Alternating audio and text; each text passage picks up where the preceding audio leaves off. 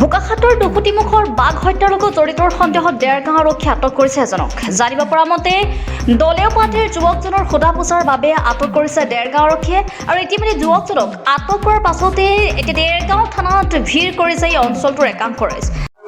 থানালৈ আপুনি কি আহিছে? আপোনাৰ ল'ৰাটো লৈ আহিছে? আমাৰ মোৰ ল'ৰাটো সেই কিবা পুলিচে লৈ গ'ল। কিহৰ কাৰণে আনিছে বুলি কৈছে? কিহৰ কাৰণে লৈ গৈছে মইতো গম নাপালো, পাছতে গম পাইছো বাঘ হেৰি কৰাৰ কাৰণে লৈ আনিছো। সিটো একো কৰা নাছিল বুলি কৈছিলে? সি একো কৰা নাছিলো কৈছে, তাৰপিছত এতিয়া হেৰিতে লোকে এতিয়া গম পাইছো মানে কিবা পইচাটো মাৰি থৈছিলে ন, তাকে মই গুচাইছিলো কৈছে। এইটো আচলতে বাঘ বহুত দিনৰ পৰা ওলাই আছিলে নেকি? বহুত দিনৰ পৰা ওলাই আছো, শুনি আছো কিন্তু দেখা নাই। মানুহ মাৰিছিলে নেকি? মানুহ মাৰিছে। ফৰেষ্টৰ মানুহ গৈছিলে নাই তালৈ? গৈছিলে চাগে, মই এইবিলাক গম নাপাওঁ। বেলেগ গাঁৱত, আমাৰ গাঁওখন বেলেগ। আজিয়ে আহিছে বাঘ আমাৰ গাঁৱত, তাৰপিছত বেলেগ গাঁৱৰ পৰা ফোন কৰিছে তহঁতৰ গাঁৱলৈ বাঘ গৈছে উচিয়াৰ হ বুলি। তাৰপিছত তেনেকে হ'ল, মই আকৌ নাযাবি দেই, আমাৰ নাযাবি বুলি কৈ পেলাই মই পথাৰলৈ গুচি গলো, গম নাপাওঁ ইহঁতে কি কৰিছে কি কৰা নাই। এতিয়া ল'ৰাটোক লৈ যাওঁতেও মানুহ এগৰাকীয়ে ফোন কৰি দিছে, ল'ৰাটো লৈ গৈছে, তহঁতে ক'ত আছে? মই কলো মই পথাৰতে আছো বুলি।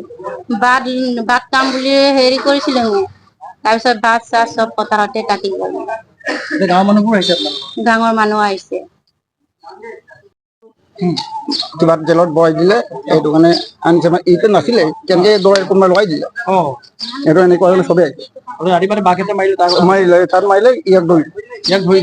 আমি ঘৰৰ পৰা ধৰিছে, ঘৰত আছিলে, ঘৰৰ পৰা ধৰিছে পুলিচে। এইটো বুৰ্বক মানুহ।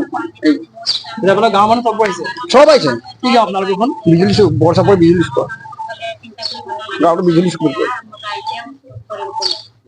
আমি পুনৰবাৰ জনাইছো এই মুহূৰ্তৰ এটা গুৰুত্বপূৰ্ণ খবৰ। বোকাখাটৰ দুকুটিমুখত যি বাঘ হত্যাকাণ্ড হৈছিল, সেই হত্যাকাণ্ডৰ লগত জড়িত সন্দেহত ডেৰগাঁও আৰক্ষী আটক কৰিছে এজন যুৱকক। জানিব পৰা মতে দলীয় পাৰ্টীৰ যুৱকজনক সোধা পোছাৰ বাবে আটক কৰিছে ডেৰগাঁও আৰক্ষীয়ে আৰু ইতিমধ্যে যুৱকজনক আটক কৰাৰ পাছতে এতিয়া ডেৰগাঁও থানাত ভিৰ কৰিছেহি সেই অঞ্চলটোৰ একাংশ ৰাইজে। ডেৰগাঁৱৰ পৰা অপূৰ্ব শৰ্মা ৰিপৰ্টাৰ আহিব। আজি আচলতে যিটো ঘটনা ঘটি গ'ল, যিটো একচুৱেলি বাঘ আমি সংৰক্ষণ কৰিব লাগে, কিন্তু আটাইতকৈ ডাঙৰ কথা হ'ল কি, আমাৰ ফৰেষ্ট এটা অসম চৰকাৰৰ আটাইতকৈ ডাঙৰ ব্যাগুম এটা বিভাগ আছে। এই বিভাগটোৰ গাফিলতিৰ কাৰণে আজি এটা যিটো বাঘ আমি সংৰক্ষণ কৰিব লাগে, বাঘটো আজি মৃত্যুবৰণ কৰিছে। আৰু আমি একচুৱেলি জাতীয় সংগঠন হিচাপে আমি কেইবাবাৰো আমি গৈছোঁ, গোলাঘাট অফিচত গৈছোঁ, আমি বোকাখাটত গৈছোঁ। আমি সিদিনা এটা ঘোঁৰা মাৰিছে, এই ঘোঁৰাটো যেতিয়া মাৰিছে আৰু এই বৃহত্তৰ অঞ্চলটোত চেলেগাঁৱত এটা মানুহ মাৰিছে। তাৰ পাছৰ পৰাই আমি ফৰেষ্ট ডিপাৰ্টমেণ্টত যোগাযোগ কৰিছোঁ, কিন্তু ফৰেষ্ট ডিপাৰ্টমেণ্টে কোনো ধৰণৰ তেখেতসকলে যেনেধৰণে গুৰুত্ব দিব লাগিছিলে তেনেধৰণে গুৰুত্ব নিদিলে। আৰু আমি এইটো একচুৱেলি যোগাযোগো কৰিছোঁ।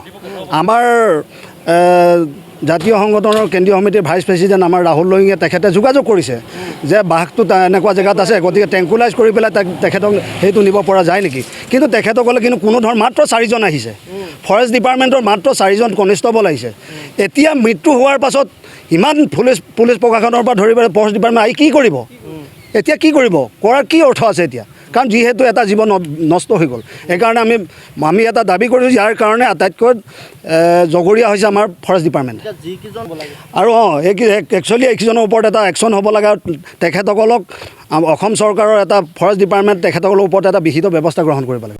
নুমলীগড়ৰ পৰা ইয়ালৈ মাত্ৰ 10 বা 15 কিলোমিটাৰ বা খুব বেছি 15 কিলোমিটাৰ। এই 15 কিলোমিটাৰত এনেকুৱা এটা বাঘ আজি মৃত্যুবৰণ কৰিছে, তাতকৈ আৰু দুখজনক কথা ক'ব নোৱাৰে। Reporter live.